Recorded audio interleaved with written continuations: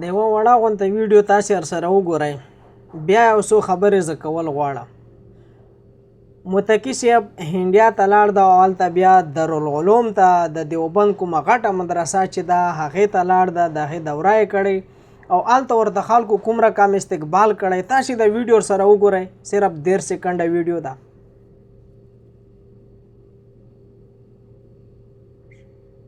تنکو ویډیو خو تاسې خپله هم ولیده. یقینا د یو ملک وزیر خارجه ته په هندوستان کې په انډیا کې دومره ګڼ تعداد خلک جمع شوي دي چې دا د نه منلو خبره ده.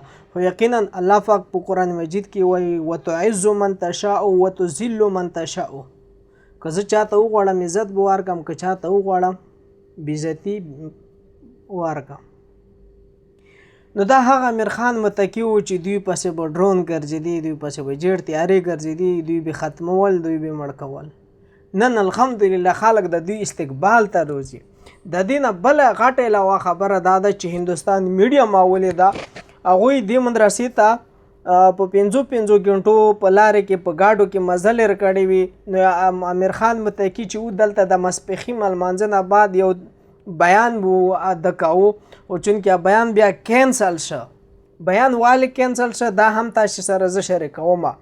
خو هغه کې چې کوم خلک وو هغوی انټرویو ورکړه، یقینا چې زه حیران کړم.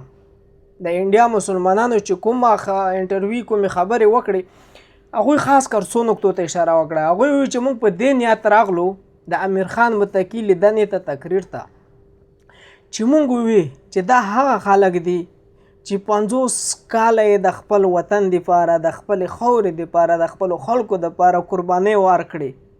نو هغوی وایي چې موږ صرف په دې وجې نه راغلو چې موږ دوی نه څه زده کړو، موږ دوی وګورو چې دا د وطن سره څنګه دوی مینه وکړه. واقعا دا د انډیا د میډیا خلکو دا خبرې وي چې موږ په دې نیت روان وو چې د افغانستان د څرنګه خلک دي چې د خپل وطن سره دومره مینه دوی کوي، د خپل دیش سره چې دوی خپل بچي قربان کړه، خپل کورونه یې اړان کړل، خپل هر څه نه تیر شو خو ازادي واخیسته، د خپل ملک د خپلې خاورې دپاره وجنګېدل.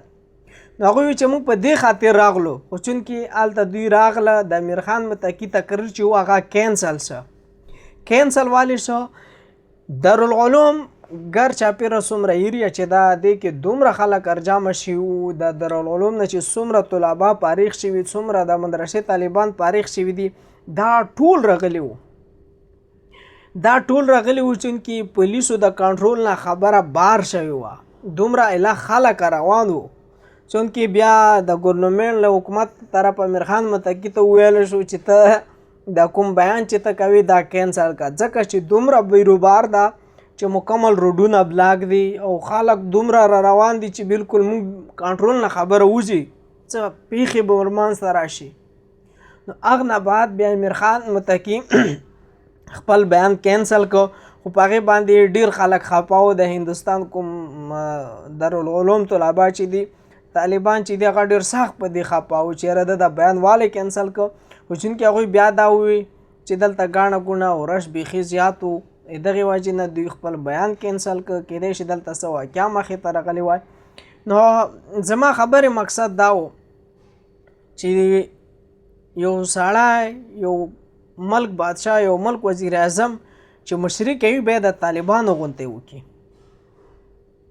دا هغه کنټري ده چې سوپر پاور طاقتونه راغله، لاړ ماتې کړل په تش لاس.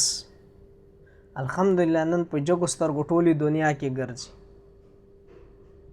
د ده کوم استقبال چې اوسه په انډیا کې دا یقینا د تاریخ ګواه ده چې اوسه پورې د یو افغانستان بادشاه ته هم نه ده شوی.